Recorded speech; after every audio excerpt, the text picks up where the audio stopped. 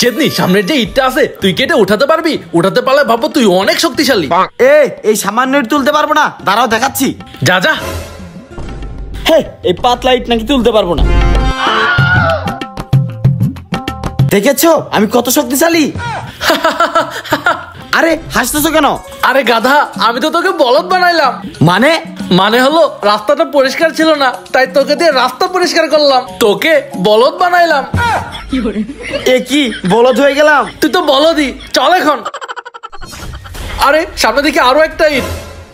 জেদনি, ওই ইটটার মনে হয় ওজন ছিল না, তুই যদি এই ইটটা তুলতে পারিস তাহলে বাবা তুই অনেক শক্তিশালী।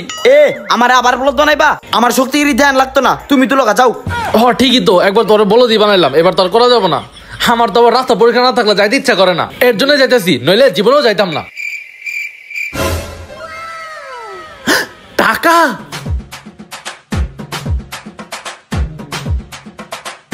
হাই হাই, ইটের নিচে টাকা ছিল, আমি এইবারে বলদ হয়ে গেলাম ইটটা না তুলে। টাকা টাকা টাকা টাকা টাকা! তুই সত্যিই বলদ।